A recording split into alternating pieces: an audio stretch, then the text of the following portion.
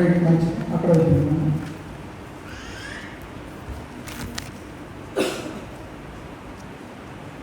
అలాగే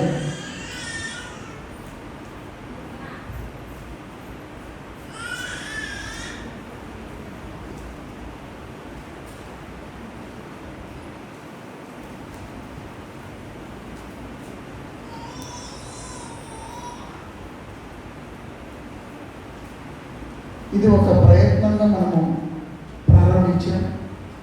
ఇదే కంటిన్యూ అవుతుంటుంది. కాబట్టి మనం ఏం నేర్చుకున్నాం? మనం నేర్చుకున్నది మరలా తిరిగి మనం అప్పచెప్పాలి కదా. కాబట్టి అలా మనం అప్పచెప్తే మళ్ళీ కొన్ని విషయాలు మనం చదువుతుంటే మనకు కొన్ని విషయాలు మనకు అర్థమవుతాయి. కాబట్టి ప్రేమైన వాళ్ళ అలా మనం ఒకరికొకరు మనం ఇలా హెచ్చరించుకుంటూ మనం ఒకరికొకరు మనం తెలుసుకుంటూ మనం అందరం ముందు కొనసాగుతాం. మాట్లాడగలం. ఏదండి హెబ్రీ పత్రిక 12వ అధ్యాయం చూద్దాం. ప్రేమైన వాళ్ళ ఏం చెప్తున్నాడు అక్కడ హెబ్రీ గ్రంథకర్త? చాలా విషయాలు చెప్పాడు. మనం చెప్పే ముందుగానే ఈ పాటను చాలా రోజుల ముందు తీసుకెళ్ళాల్సి వస్తుంది మనం. కాబట్టి ఇందులో ఎంతమంది అయితే ఉన్నారో అందరి గురించి మనం మాట్లాడుకోబోతున్నాం. కాబట్టి ప్రేమైన వాళ్ళ ఎన్నో 12వ అధ్యాయం 1వ వచనం చదువుదాం. 1-2% ఇంత గొప్ప సాక్షి సమూహము మేఘం వల్ల మనల్ని ఆవరించి ఉన్నందున మనము కూడా ప్రతి భారమును సులువుగా చిక్కులు పెట్టు పాపమును విడిచిపెట్టి విశ్వాసమునకు కర్తయు దానిని కొనసాగించు వాడునైన యేసు వైపు చూచుచు మన ఎదుట ఉంచబడిన బంధములో ఓపికతో పరిగెత్తుదుము. ఇక్కడి వరకు అక్కడ పుస్తకం ఉందమ్మా, అక్కడ పుస్తకం ఉంది. ఒక్కొక్క చోట ఇప్పుడు చదువుకున్న చోట 3 పాయింట్లు అయితే కామాలు ఉన్నాయి. మీరు గుర్తుపట్టారో లేదో? అదే మనం కామాలు పుస్తకాలు మనం చూసుకుంటూ మనం చదువుకుంటూ మనం ముందుకు వెళ్ళాలి. ఇప్పుడు ఏం చదివాం మనము? ఇంత గొప్ప సాక్షి సమూహము మేఘం వల్లే మనల్ని ఆవరించి ఉన్నందున మనము కూడా ప్రతి భారమును అంటున్నాడు. ప్రేమైన వాడు ప్రతి భారమును అంటున్నాడు. మనకందరూ తెలుసు భారము అంటే తెలుసా? బరువు. మన వాళ్ళు పెద్దలు ఏ విషయాలు ఎందుకు నీకు అంత భారం అంటుంటారు, అవునా కదా? మన వాడుక భాషలో అంటే ఒక సమస్యను ఎందుకు అంత ఎత్తుకుంది మోస్తావు అనే సమస్య. కాబట్టి ఇంత గొప్ప సాక్షి సమూహం మేఘం వల్ల మనల్ని ఆవరించింది. అంటే ఆవరించిందంటే మన కళ్ళ ముందు ఉంది. ప్రేమైన మన ఎదుటనే ఉంది. అది ఎక్కడ ఉందంటే దేవుడు రాయించాడు. దేవుడు ఎంతమంది గురించి మనం మాట్లాడుకున్నాము? ఫస్ట్ ఎవరి గురించి మాట్లాడుకున్నాము? హేబేలు గురించి మాట్లాడుకున్నాము. రెండో వ్యక్తి ఎవరు? అబ్రహాము. మూడో వ్యక్తి ఎవరు? లోతు.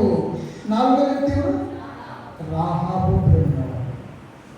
రాహాబు. ఈ 40 వ్యక్తుల్లో మనం చాలా విషయాలు మనం నేర్చుకున్నాం.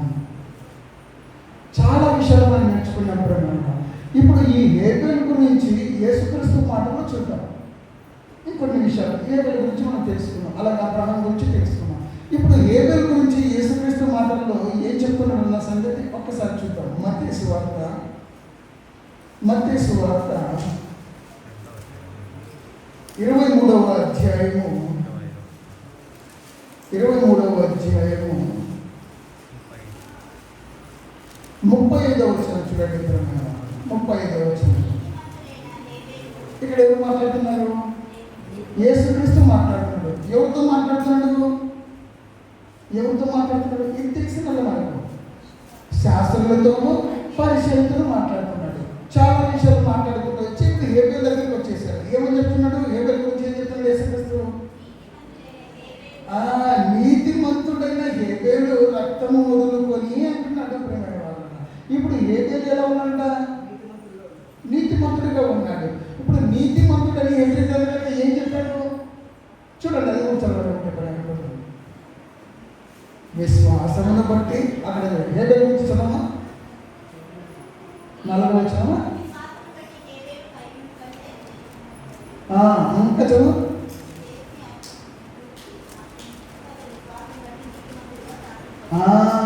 విశ్వాసమును బట్టి నీతిమంతుడుగా సాక్ష్యం అంట ప్రేమైన వాళ్ళు, సాక్ష్యం అంట ప్రేమైన వాళ్ళు. ఇప్పుడు ఏం చెప్పాడు? ఇప్పుడు యేసుక్రీస్తు ఏం చెప్పాడు? నీతిమంతుడైన హేబేలు అంటున్నాడు ప్రేమైన వాళ్ళు. ఇప్పుడు హేబేలు ఎలా ఉన్నాడంటే నీతిమంతుడైన సంగతి మనం గుర్తుపెట్టుకున్నాం. ఇప్పుడు ఏ విధంగా విశ్వాసమును బట్టి, విశ్వాసమును బట్టి. ఒక నీతిమంతుడి గురించి మనం ఈరోజు మనం మాట్లాడుకుంటున్నాం అంటే కారణం ఏంటి? దేవుడు అలాంటి అవకాశం మనకి ఇచ్చాడు. దేవుడు అలాంటి అవకాశం ఇచ్చేశాడు. ఎలాంటి అవకాశం అంటే ఒక హేబేలు ఎలా ఉన్నాడంటే సత్క్రియలు అంటే విశ్వాసంతో కూడుకున్న పనులు చేశాడు. దేవునికి ఇష్టమైన అర్పణ అర్పించేశాడు, దేవునికి ఇష్టమైన బలి అర్పించేశాడు.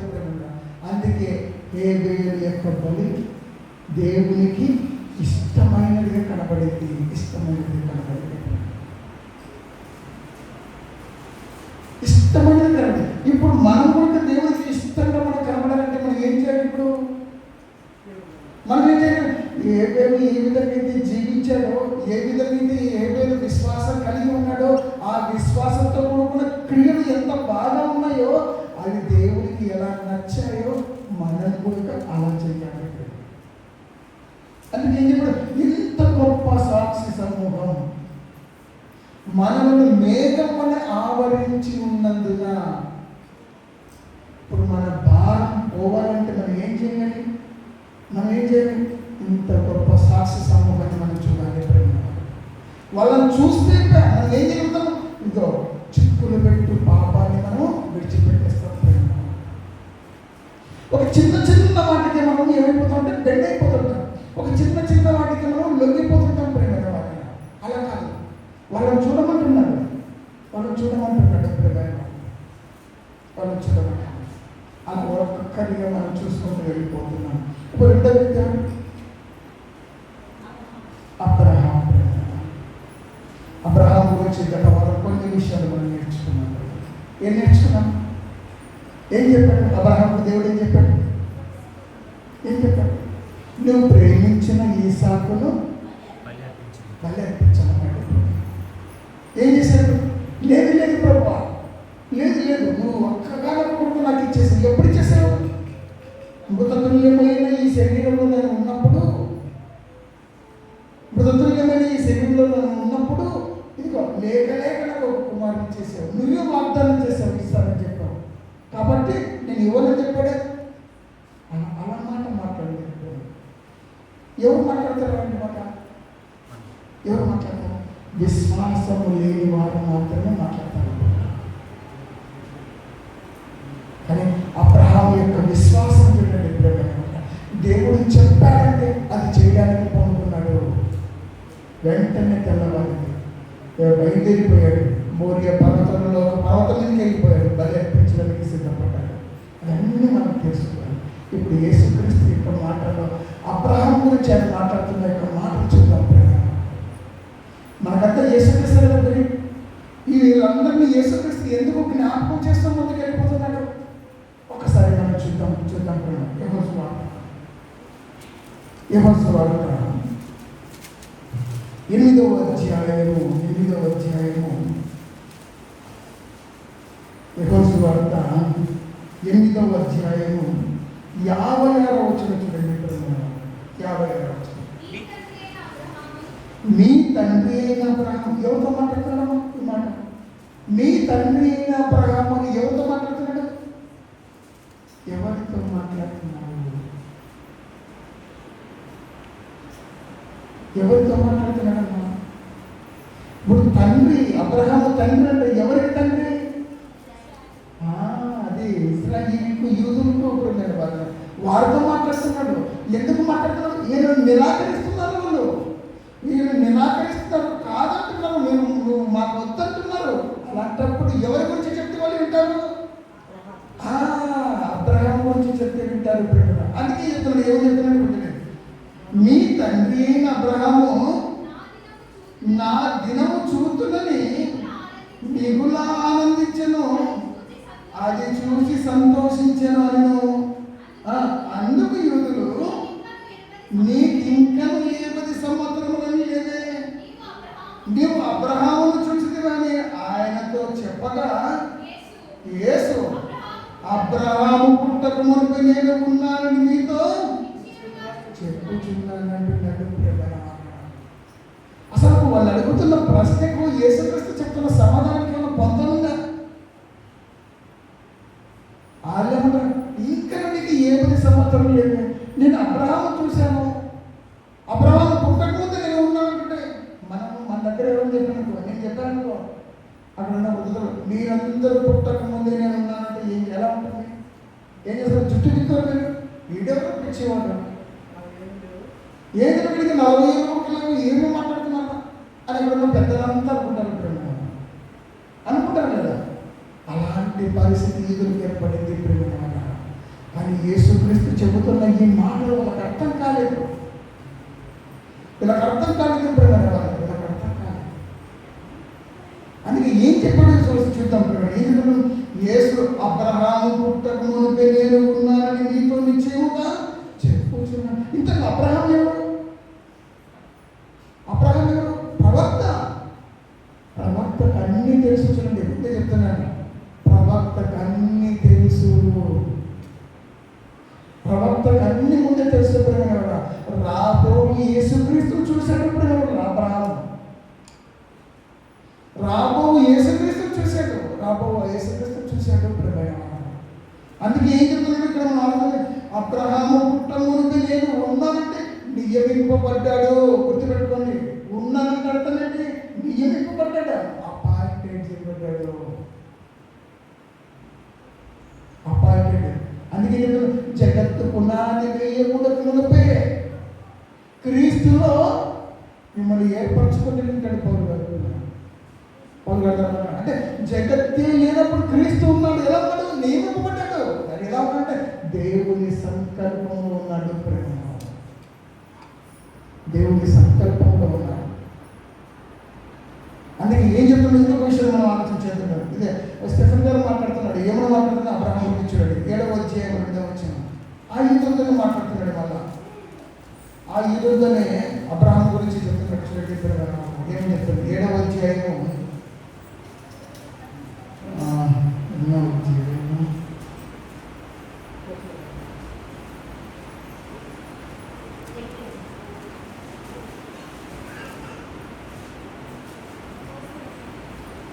అపోస్తల కార్యములు 7వ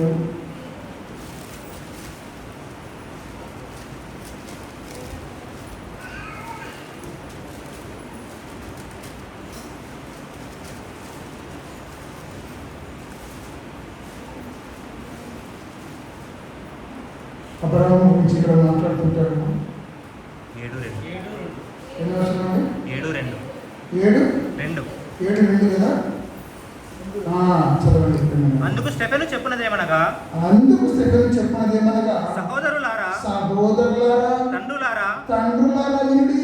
మన పితరుడైన అబ్రహాము హారానులో కాపురమునకు మునుపు మెసొపొతామియాలో ఉన్నప్పుడు మహిమగల దేవుడు అతనికి ప్రత్యక్షమై నీవు నీ దేశమును నీ సర్వజనమును విడిచి బయలుదేరి నేను నీకు చూపించబోవు దేశమునకు రమ్మని అతనితో చెప్పాను. ఎవరి గురించి చెప్తున్నాడు? అబ్రహాం గురించి చెప్తున్నాడు. ఇంతకుముందు జరిగిన విషయాలను వాళ్ళకు మరలా జ్ఞాపకం చేస్తున్నాడు. ఎందుకు జ్ఞాపకం చేస్తున్నాడు? అబ్రహాం అంటే నమ్ముతారు యూదులు. గుర్తుపెట్టుకోవాలనుకుంటున్నాడు. అబ్రహాం అంటే నమ్ముతారు యూదులు, అబ్రహాం అంటే నమ్ముతారు. అందుకే చెప్తున్నాడు ఇక్కడ ఏమన్నాడు? మన పితరుడైన అబ్రహాము హారానులో కాపురం ఉండక మునుపు అంటున్నాడంటే అక్కడి నుంచి స్టార్ట్ చేసేసాడు. ఇక్కడ చూద్దాం. ఇది అపోస్తల కార్యములు 13వ అధ్యాయం ఇక్కడ పౌలు గారు మాట్లాడుతున్నాడు. ఏమని మాట్లాడుతున్నాడు? 24వ వచనం. ఆయన రాకముందు 26 సహోదరులారా, అబ్రహాము వంశస్థులారా, దేవునికి భయపడువారులారా, రక్షణ వాక్యం మన యుద్ధకు పంపబడి ఉన్నది. పంపబడి ఉంది. ఎలా స్టార్ట్ చేశాడు? అక్కడ స్టెఫెన్ ఏం చెప్పాడు? అక్కడ స్టెఫెన్ చెప్పాడు. ఇక్కడ పౌలు ఏం చెప్తున్నాడు చూడండి. ఇప్పుడు ఏం చెప్పాడు? సహోదరులారా, ఎవరు వంశస్థులు ఉంటారు? అందరూ అబ్రహాం వంశస్థులు. అది జ్ఞాపకం చేస్తున్నాడు. ఇప్పుడు యేసుక్రీస్తు వాళ్ళ మధ్యలోకి తీసుకురావాలంటే ఏం చేయాలి? ఇప్పుడు అబ్రహాం జ్ఞాపకం చేయాలి. వాళ్ళ పితరుడైన అబ్రహాం జ్ఞాపకం చేయాలి. ఇప్పుడు అందుకే అబ్రహాము నా దినము చూస్తున్నది మిగుల. అందుకే చెప్పాడు సహోదరులారా, అబ్రహాం వంశస్థులారా అని చెప్తూ ఏం చెప్పాడు? మళ్ళా నిజంగా యూదులు దేవునికి భయపడతారు. వాళ్ళ స్థితిగతి ఏముందో అంత చెప్పేశాడు అక్కడ పౌలు గారు. అంత చెప్పేశాడు. అందుకే ఈ స్టార్టింగ్ సహోదరులారా అన్నాడు. తెలిసాడు కదా మంచిగా, నా సహోదరులారా అని చెప్పిన కదా. అబ్రహాం వంశస్థులారా, దేవునికి భయపడి వాళ్ళ అని చెప్పి ఏం చెప్పాడు? దేవుని రక్షణ వాక్యము ఎవరి దగ్గర పంపబడిందంట?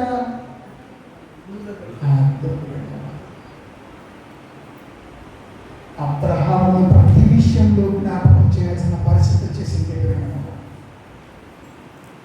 చూడు, దేవుడు అబ్రహాముని ఏ స్థాయిలో పెట్టాడన్న సంగతి గుర్తుపెట్టుకో. అబ్రహామును దేవుడు ఏ స్థాయిలో పెట్టాడన్న సంగతి మనం గుర్తుపెట్టుకోవాలి. ఇదే పౌలు గారు గలతీ సంఘానికి రాస్తున్నాం 3వ అధ్యాయంలో చూడండి. ఎంత చక్కగా చెప్తున్నాడు. చాలా విషయాలు మనం నేర్చుకునే విషయాలు చూడండి. 3వ అధ్యాయం 6వ వచనం చూడండి. అబ్రహాము దేవుని నమ్మెను. అబ్రహాము ఎవరు నమ్మారంట? దేవుని నమ్మెను. దేవుని నమ్మెను. ఇంకా అది అతనికి నీతిగా ఎంచబడెను అని చెప్తే చెప్తాడు. కాబట్టి విశ్వాస సంబంధులే అబ్రహాము కుమారులని మీరు తెలుసుకుని ఎవరంట? అబ్రహాముకు కుమారులు కావాలంటే ఎవరుంటారు? ఎలా ఉండాలంట? విశ్వాస సంబంధులుగా ఉండాలంట. ఇక్కడ చేరిన మనమందరం అబ్రహాముకు కుమారుడు మనం ఆ సంతానానికి మనం పిలవడాలంటే మనం ఎలా ఉండాలంట? విశ్వాసం వల్ల అబ్రహాము దేవుని నమ్మను. అది అతనికి నీతిగా ఎంచబడింది. దేవుడు అబ్రహాము దేవుని ఎలా నమ్మినాడో మనం అలా నమ్మాలి. అబ్రహాము దేవుని పట్ల అచంచలమైన విశ్వాసం కలిగి ఉన్నాడో అలాంటి విశ్వాసం కలిగి ఉండాలి. అలాంటి విశ్వాసం మనం కలిగి ఉండాలి. అందుకే చూడండి. ఇక్కడ ఏం చెప్తున్నాడు? ఇక్కడ 13వ వచనం చదువుతుంది. ఆత్మను కూర్చిన వాగ్దానము విశ్వాసము వలన మనకు లభించినట్లు అబ్రహాము పొందిన ఆశీర్వచనము క్రీస్తు యేసు ద్వారా అన్యజనులకు కలుగుటకై క్రీస్తు మన కోసం శాపమై మనలను ధర్మశాస్త్రము యొక్క శాపము నుండి విమోచించెను. ఇప్పుడు ఎలా ఉందంట మన పరిస్థితి? ఎలా ఉందంట? అబ్రహాము పొందిన ఆశీర్వచనం, ఆ వచనమే, ఆ మాటే మనల్ని క్రీస్తు దగ్గరికి తీసుకొచ్చింది. అదే చెప్తున్నాడు. క్రీస్తు యేసు ద్వారా అన్యజనులకు కలుగుటకై. క్రీస్తు యేసు ద్వారా అన్యజనులకు కలుగు. మనది ఎవరమ్మా? మనం యూదులమా? మనం ఇశ్రాయేలుమా? ఎవరు మనము? అన్యజనులకు ప్రేమైన వారు. అన్యజనులు మనకు ఎలా వస్తుంది?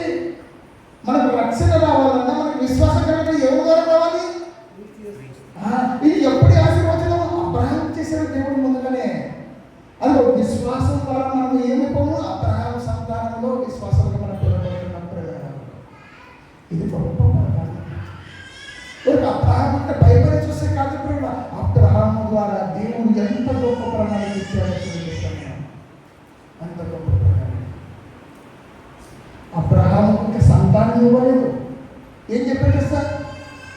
నీ సంతానము నిష్కర్యను వలె విస్తరింపచేస్తాను. అది సంతానం ఈసారి పుట్టలేదు, కానీ వాగ్దానం అయితే వచ్చేసింది. వాగ్దానం అయితే వచ్చేసింది. చూడండి ఎలా ఉందో చూడండి. అది నమ్మాడు. అబ్రహాం నమ్మాడు. అది నమ్మిక అంటే అది నమ్మికంటే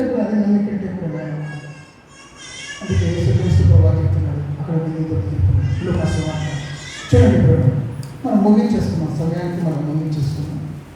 లూకాసు వార్త 20వ అధ్యాయం అబ్రహాం గురించి ఏం చెప్తున్నాడో చూడండి.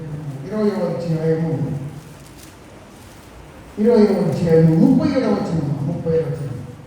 పొదను గురించిన భాగములో పొదను గురించిన భాగములో ప్రభువు అబ్రహాము దేవుడని. ప్రభు అంటే ప్రభు అంటే ఏమిటా? చూడండి బాగా చూడండి, అక్కడ ఎలా ఉంది, ఆ వర్డ్ ఎలా ఉందో చూడండి. చిన్నగా ఉందా పెద్దగా? బిగ్ లెటర్స్ ఉన్నాయి. అంటే ఇక్కడ ఈ ప్రభు దేవుడు గుర్తుపెట్టుకోండి. చిన్న అక్షరాలతో ఉన్నందులో ప్రభు అంటే యేసుక్రీస్తు, పెద్ద అక్షరాలతో ఉందంటే ఎవరని? దేవుడు అని అర్థం. ఇప్పుడు చూడండి ఏం చెప్తున్నాడు. ప్రభువు అబ్రహాము దేవుడని. దేవుడు అబ్రహాము దేవుడనియు, ఇస్సాకు దేవుడని, యాకోబు దేవుడని చెప్పొచ్చు. ఏం చెప్పంటే దేవుడు ప్రతి విషయం పాత నిబంధనలు చెప్తాడా? నేను అబ్రహాము దేవుడను, ఇస్సాకు దేవుడను, యాకోబు దేవుడను. అమ్మ పాటలు పాడేవాళ్ళు ఏం పాట ఉంది? పాటలు పాడేవాళ్ళు గుర్తుపెట్టుకొని ఏ పాట ఉంది?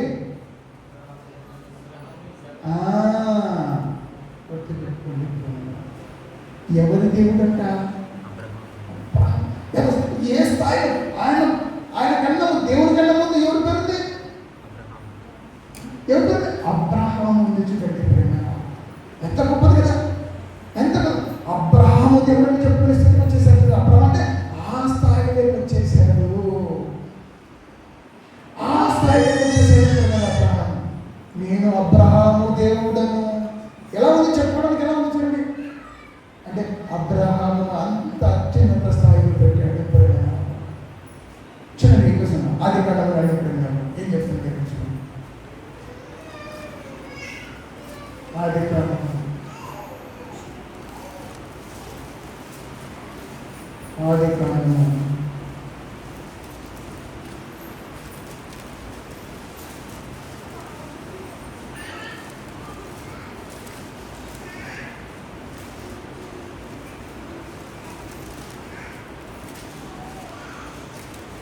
పద్దెనిమిదవ అధ్యాయం చూడండి. ఇక్కడ 18వ అధ్యాయం 17వ వచనం చూడండి. ఇక్కడ అప్పుడు యెహోవా నేను చేయబో కార్యము అబ్రహామునకు దాచెదనా.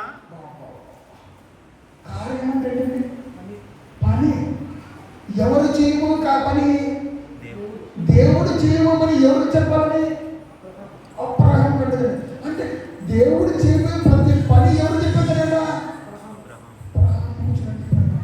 దేవుడు ఏంటి? ఒక మట్టి మనిషి పని ఏంటి చూడండి. ఆలోచించేది. ఏం చెప్తున్నాడు? నేను చేయబో కార్యము అబ్రహామునకు దాచెదనా. అంటే ఆలోచించేది. అంటే అబ్రహాముకు దేవుడు ఎంత దగ్గర అయిపోయాడో చూడండి. దేవుడు ఏదైనా పని చెయ్యాలనుకుంటే ఎవరు చెప్తున్నాడు? ఇప్పుడు అబ్రహాము చెప్తున్నాడు. అందుకే అబ్రహాము దేవుడు చెప్పాడు నా స్నేహితుడు అని చెప్పాడు. నా స్నేహితుడు అని చెప్పాడు. ఇప్పుడు అబ్రహాము నా స్నేహితుడు అని చెప్పాడు. ఆలోచించాడు. అంటే అబ్రహాముకు దేవుడు చేయబోయే ప్రతి పని చెబుతున్నాడు.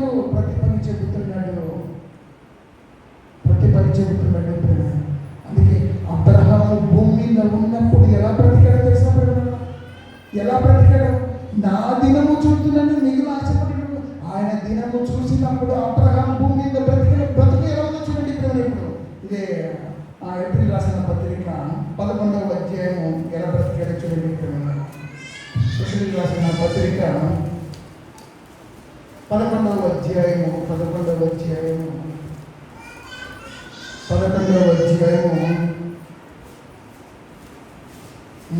మనం ఇందాక చదువుకున్న ఈ మాటలన్నీ మరొకసారి ఇక్కడ మనకు పొందపరిచాడు. ఎన్నో వచ్చిన 9వ వచనం చదవండి.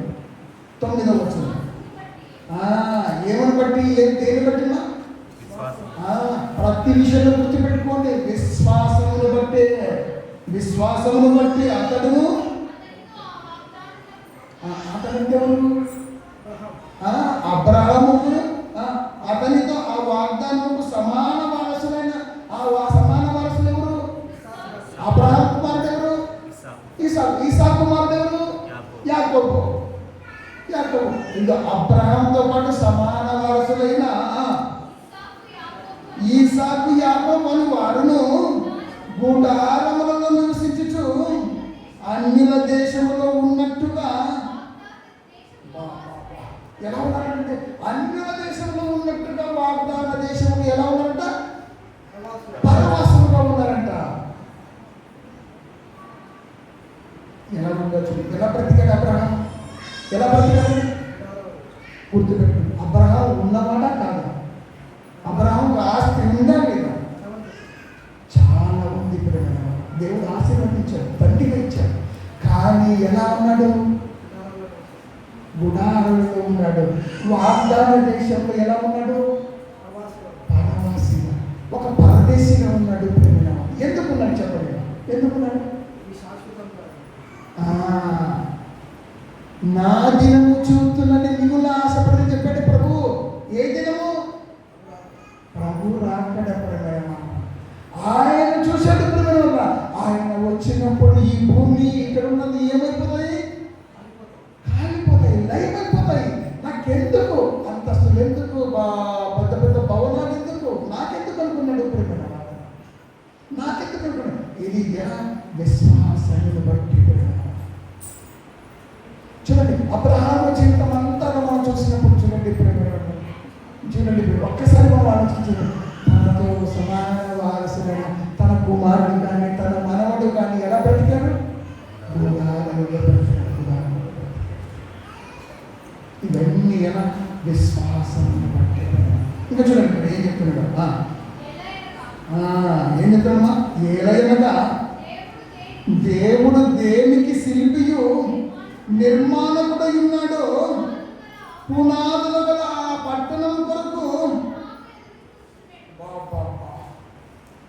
దేవుడు దేనికి శిల్పి నిర్మాణకుడై ఉన్నాడు.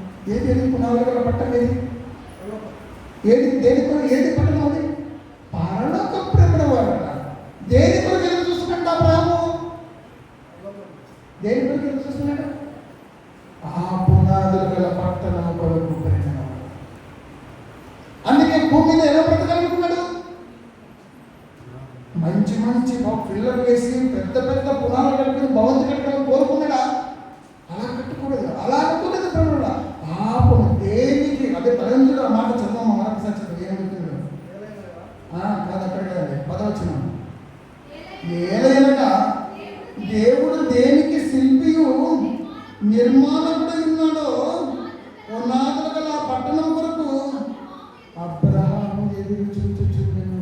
నిజంగా అబ్రహాము సంతాన స్వభావాన్ని ధరించుకున్న ఎవడైనా కానీ ప్రియమైన వారురా, ఇలా అబ్రహాము ఎలా ఆలోచించాడో అలా ఆలోచించాలి.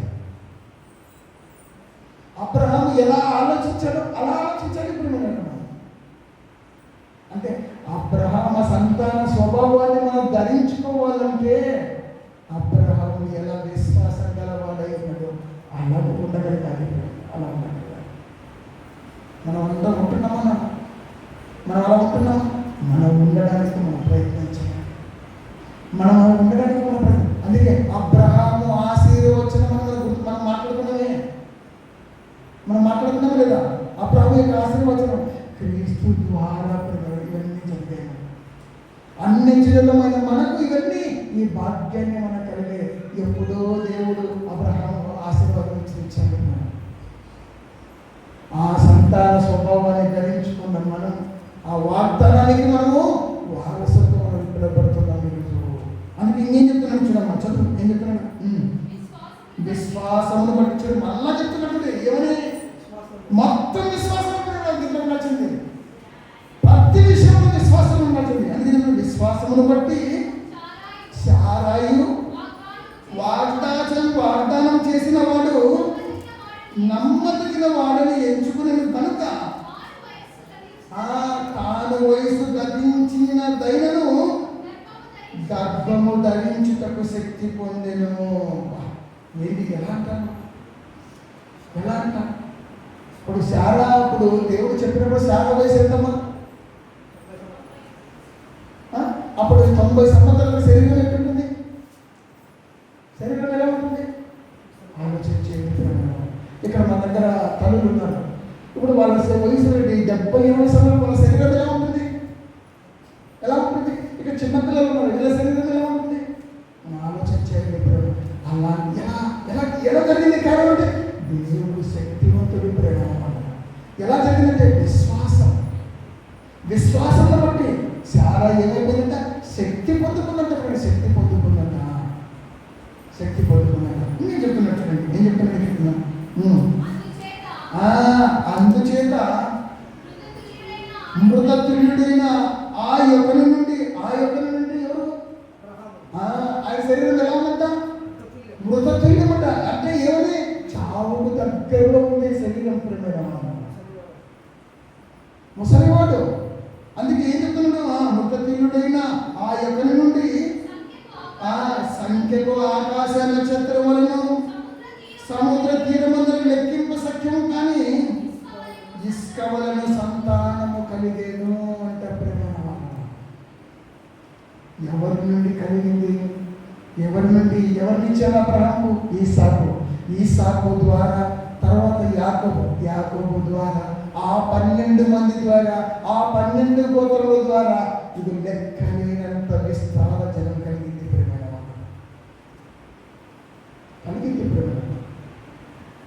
ఇది గొప్ప ప్రణాళిక. ఇదంతా ఎలా జరిగిందంటే అబ్రహాము విశ్వాసము బట్టి. దేవుని పట్ల అసంచలమైన విశ్వాసం. చూడండి, అబ్రహాము జీవితంలో నేర్చుకున్నది ఎంతో ఉన్న సంగతి గుర్తుపెట్టుకుని ఎక్కడ లోకం వైపు చూడలేదు. దేవుడు అంత ఆస్తి ఇచ్చినప్పుడు ఏం చేశాడు? గుడారాలు ఏం వేసుకుంటారు? ఇప్పుడు మన ఊరికి వచ్చారు కొంతమంది గుడారాలు వేసుకుంటారంటే ఏమనర్థం? నీకు గుర్తుందో లేదు? అక్కడ ఊరుబడి ఏం చేస్తారు? ఇంకా కొద్దిమంది వేరే ఊరు నుంచి వచ్చి ఇక్కడ గుడారాలు వేసుకొని చిన్నపాటి ఏం చేస్తుంటారు? చిన్నపాటి పనులు ఉంటాయి వాళ్ళ దగ్గర. వృత్తిరీత్యమైన పనులు ఉంటాయి. మేబీ చలకాలు వెళ్ళడము, ఇవి మోకులు వెళ్ళడము, అలాగే ఇవి ఏవి ఇంకోటి కత్తులు, ఇట్లాంటివి తయారు చేసేవాళ్ళు ఉంటారు. వాళ్ళందరూ వచ్చి ఊరు పెట్టినప్పుడు ఏం చేస్తారు? గుడారం వేసుకుంటారు. మూలికలు ఇచ్చేవాళ్ళు ఉంటారు, వాళ్ళు కూడా గుడారం వేసుకుంటారు. అలా అబ్రహాము యొక్క జీవితం, వారి యొక్క సమాన వారసులైన యాకోబు, ఈసాకు వారు కూడా అలాగే బ్రతికారు. ఎలా వచ్చేసింది? ఈసాకు ఎలా వచ్చేసింది? యాకోబుకి ఎలా వచ్చేసింది? అబ్రహాము నుంచి వచ్చేసింది. వాళ్ళు కూడా తెలుసుకున్నారు, అయ్యో ఈ లోకం శాశ్వతం కాదని. నేను చెప్తున్నాడు 11వ వచనం. నేను చెప్తున్నాడు వీరందరూ అంటే ఎవరు? ఎవరండి? ఎవరి గురించి మాట్లాడుకున్నప్పుడు మనం అబ్రహాము, ఇస్సాకు, యాకోబు, వీరందరూ ఆ వాగ్దాన ఫలము అనుభవింపకపోయినను దూరం నుండి చూసి వందనము చేసి తాము భూమి మీద పరదేశులమును యాత్రికులములో ఉన్నామని ఒప్పుకొని మృతి పొందే విషయంలో ఎలా ఉన్నారంట? విశ్వాసము కలవారే. ఆ వాగ్దాన దేశంలో పరవాసులుగా ఉన్నారు, కానీ వందనము చేసేసారు. ఎలా ఉంట? ఈ భూమి శాశ్వతమైనది కాదు, ఈ భూమి మీద మేము పరదేశులము యాత్రికులము. మనం పాట పాడుకుంటాం. ఏ పాట? ఎప్పుడు పాడతాము? సార్ మనం బ్రతికున్నప్పుడే, మనం ఈ శరీరంలో ఉన్నప్పుడే ప్రతిదినం మనం పాట పాడుకోవాలి. గుర్తుపెట్టుకోండి. వీళ్ళు బ్రతుకున్నప్పుడు చెప్పారా, చనిపోయినప్పుడు చెప్పారు? ఇప్పుడు అబ్రహాము, ఈసాకు, యాకోబు ఎప్పుడు చెప్పారు? వాళ్ళు బ్రతుకున్నప్పుడు చెప్పాడు. ఏమని చెప్పాడు? ఈ భూమి మాది సొంత దేశము కాదు, ఈ భూమి మీద మేము పరదేశము యాత్రికులు చెప్పారు. ఇలా రోజు పాట పాడుకునే వాళ్ళు. ఇలా రోజు మనం పాట పాడుకున్నాం అనుకో, మనకు రాంగనాక ఏమైపోతుంది? ఈ భూమి మీద మనకు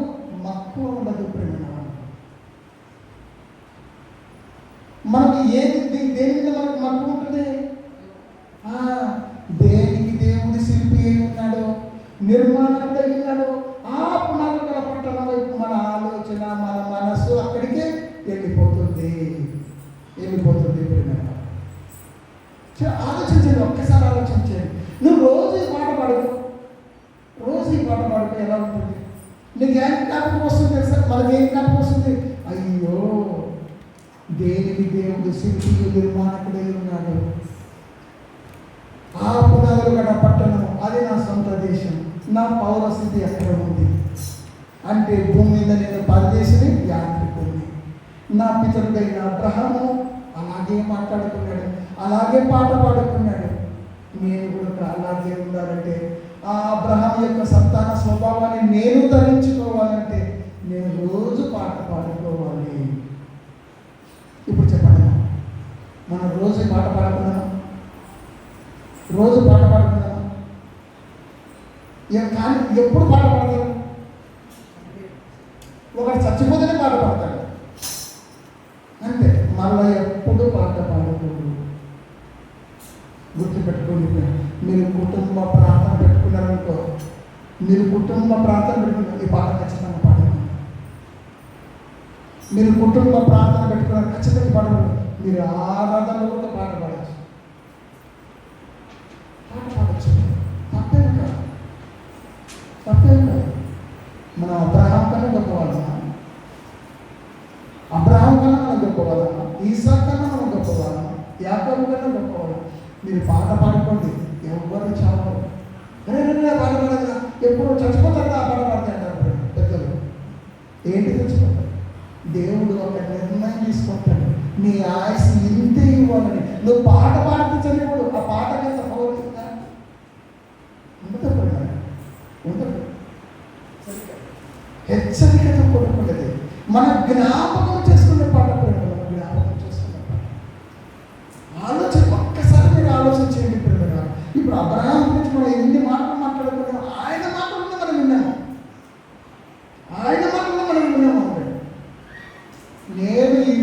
నేను బ్రతుకుతున్న ఈ బ్రతుకు, ఇక్కడ ఉంటున్నది నా సొంత దేశం కాదు, ఆ పునాదులు గల పట్టణమే నా దేశం అని కోరుకున్నాడు. అందుకే ఏం చేశాడు? గుడారం వేసుకున్నాడు, టెంట్ వేసుకున్నాడు. మనలాగా మన ఇల్లు కట్టుకోలేదైనా, కట్టుకోలేదు. ఎలాంటి ఆలోచన కలిగి ఉండాలి. అబ్రహాములో మనం ఏం నేర్చుకున్నామంటే, ఎంత తగ్గించుకొని బ్రతికాడంటే ప్రేమ వల్ల అంత తగ్గించుకొని బ్రతికాడు. మనమెందుకు ఆయన కనపరిచిన విశ్వాసం కనుక మనం ఎందుకు లేకపోతే ఇంకా మన లోకం వైపు చూస్తున్నాం.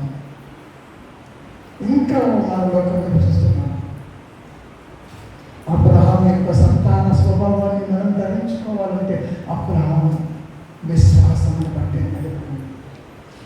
అదే విశ్వాసం బట్టి మృతి పొందాడని మనం ఇందాక చదువుకున్నాం.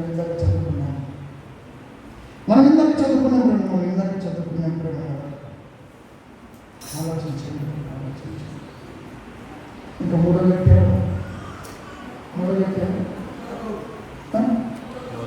లోతు. ఎవరండి? అబ్రహాంకి ఏమవుతాడు? సహోదరుడు అవుతాడు. అబ్రహాం యొక్క బంధువు అయినా అబ్రహాం బట్టి లోతును కాపాడగలదు. అబ్రహాం బట్టి లోతు విషయంలో చాలా చేశాడు దేవుడు, తెలుసా మీకు? అబ్రహాం బట్టి లోతును కాపాడాడు. చూద్దాం యేసుక్రీస్తు యొక్క మాటల్లో లోతు గురించి ఏం చెప్తున్నాడో అది మాట్లాడేస్తే మనం ఊహించేస్తున్నాం. ఇంకెక్కువ సమయం లేదు. చూద్దాం ప్రజలు ఏం చెప్తున్నాడు. లూకాసు వార్త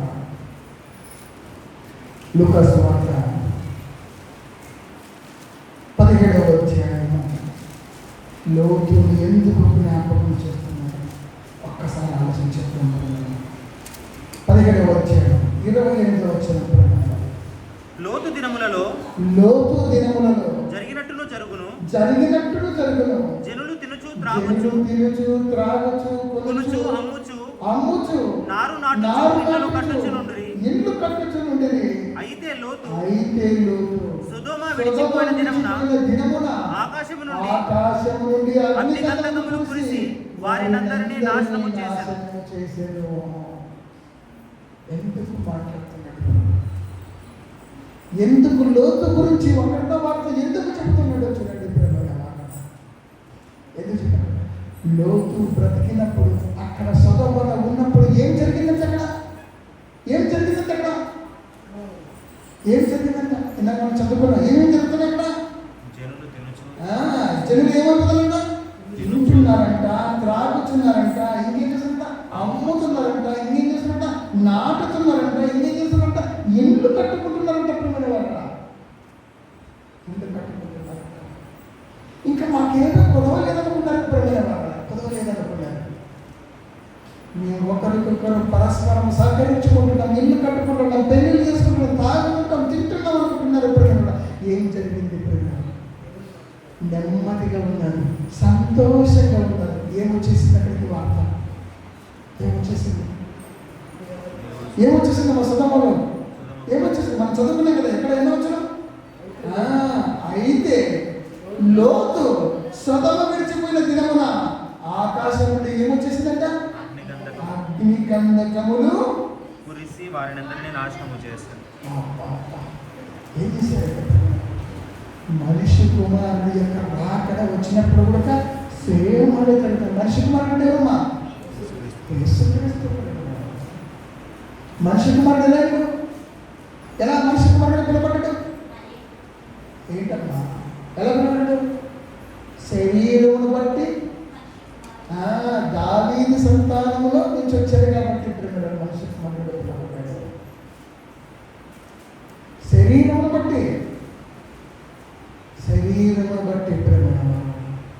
ఏం జరిగినప్పుడు ఎప్పుడు కూడా మనం అలా ఉన్నామనుకోకుండా ఎందుకు చూపిస్తున్నాడు? లోతు గురించి ఎందుకు జ్ఞాపకం చేస్తున్నాడు?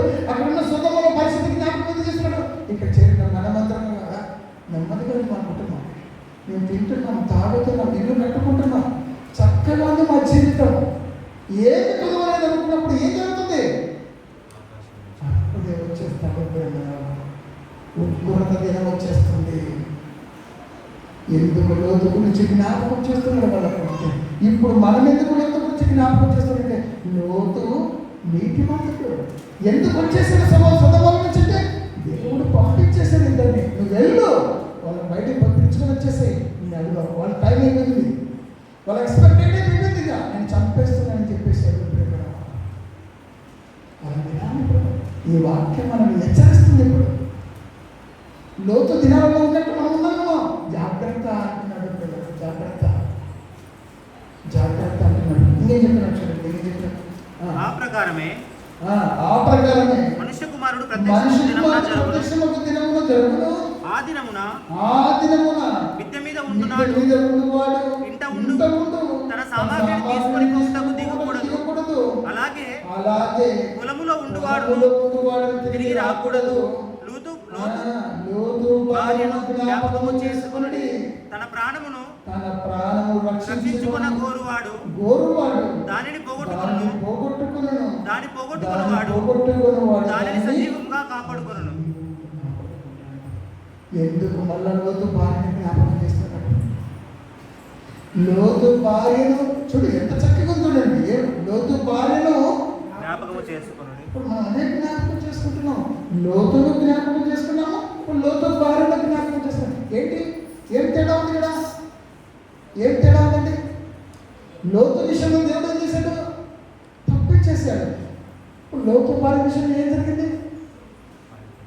ఆమె కూడా ఉంది, ఆప్షన్ ఉంది, కానీ ఆమె ఏం చేస్తుంది? వెనక్కి చూసేసింది. ఇప్పుడు ఏం కోరుకుంది? మరలా అదే లోకాన్ని కోరుకుంది, మరలా అక్కడ చెప్తున్న పాపాన్ని కోరుకుంది. ఏమిటి? వెనక్కి చూసేసింది. ఏమైంది? ప్రారంభం కొట్టేసింది.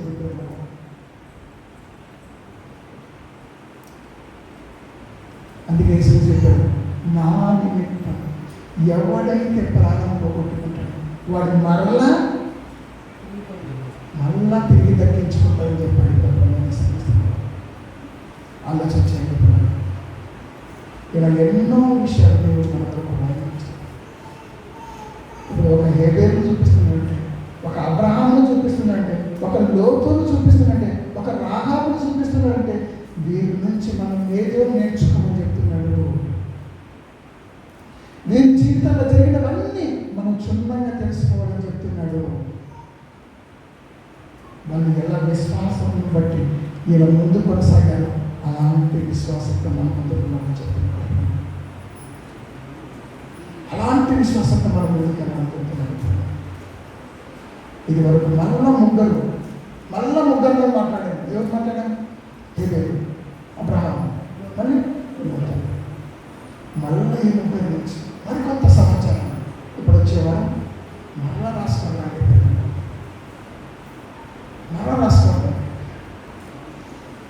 ఎన్ని విషయాలు ఎందుకు రాయించాం?